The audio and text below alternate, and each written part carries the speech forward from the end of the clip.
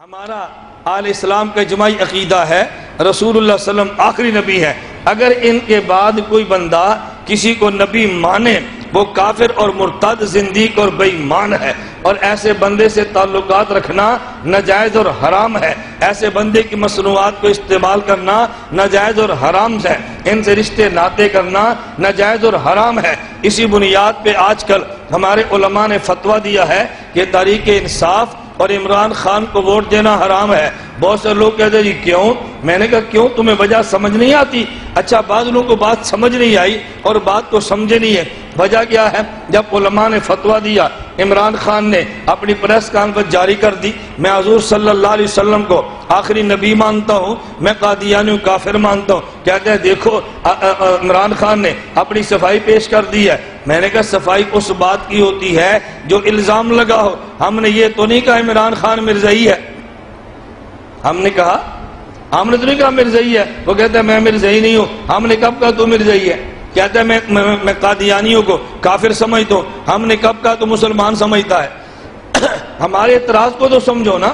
میں نے کہا ہمارا الزام یہ نہیں ہے کہ عمران خان قادیانی ہے، ہمارا الزام یہ ہے کہ مسرور مرزا غلام احمد قادیانی کا موجودہ جانشین وہ کہتا ہے عمران خان نے مجھ سے رابطہ کیا ہے اور مجھے کہا تم مجھے ووٹ دو، میں اسمبلی سے تمہارے حقوق تمہیں دلوا دوں گا۔ عمران خان اس کی تردید نہیں کرتا، وہ کہتا ہے میں آخری نبی حضور کو مانتا ہوں۔ یہ ہمارا الزام نہیں ہے، ہمارا الزام یہ ہے کہ تو نے مرزائی سے رابطہ کیا ہے، مرزا مسرور سے وعدہ کیا ہے۔ تو کہہ دے میں نے رابطہ نہیں کیا، مرزا مسرور جھوٹ بولتا ہے، اس کے خلاف عدالت میں رٹ دائر کر دے۔ ہم کہہ دے تم نے صفائی دی ہے، ہمارا الزام اور ہے، تمہاری صفائی اور ہے۔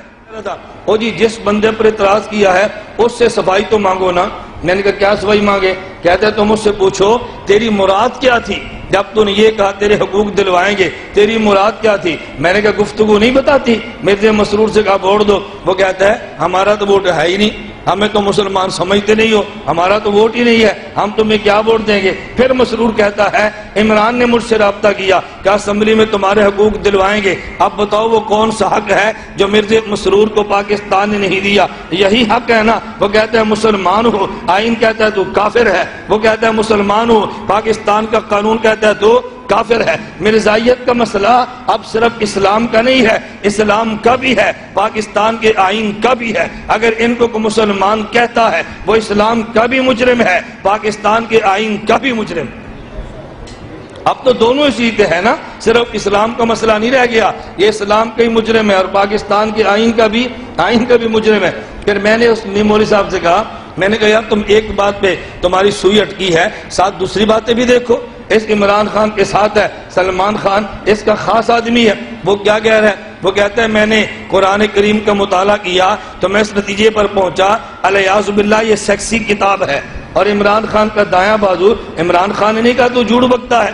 ادھر جیو پر ابرار آیا اور ابرار سے سوال کیا گیا یہ جو مطالبات ہیں کہ دینیات کے فلاں حذف کیا اس کو واپس لایا جائے، اس نے کہا تم حصے کی بات کرتے ہو، میں کہتا ہوں پوری دینیات کو ختم کرو تاکہ نوجوان کی ٹینشن ختم ہو۔ عمران خان نے تو کوئی تردید نہیں کی ہے۔ ان کی کمیٹی کا اجلاس ہو رہا ہے، اس میں ایک بندے نے رائے دی کھڑے ہو کے عمران خان کو کہ ایسا کریں جب ہمارا جلسہ ہوتا ہے تو پہلے نعت بھی ہو جائے۔ عمران کہتا ہے نعت سے نوجوان بور ہوتے ہیں، بس گانا ہی کافی ہے، تم ایک بات کو روتے ہو باقی باتیں کیوں نہیں دیکھتے؟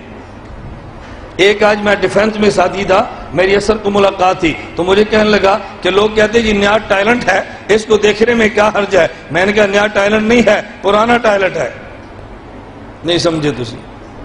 میں نے کہا نیا ٹیلنٹ نہیں ہے، پرانا ٹیلنٹ ہے۔ کہتے ہیں کیا مطلب؟ میں نے کہا پہلے 5 سال اسمبلی میں رہ کر نہیں آیا؟ کہتے آیا ہے۔ میں نے کہا کون سا کارنامہ سر انجام دیا ہے؟ یہ پہلی بار تو نہیں جا رہا۔ اور اس کے ساتھ جو دائیں بائیں وہ دوسری جماعتوں سے MNA ٹوٹ کر آئے ہیں وہ تو پرانے لوگ ہیں، کوئی نئے لوگ تو نہیں ہے۔ یہ پتہ نہیں کیسی تمہیں غلط فہمی ہے، وہ جی نیا بندہ آزما لینا چاہیے۔ میں نے کہا نیا بندہ نہیں ہے، بعض نام نئے ہیں، بندے پرانے ہی ہیں۔ اللہ میں بات سمجھنے کی توفیق عطا فرمائے۔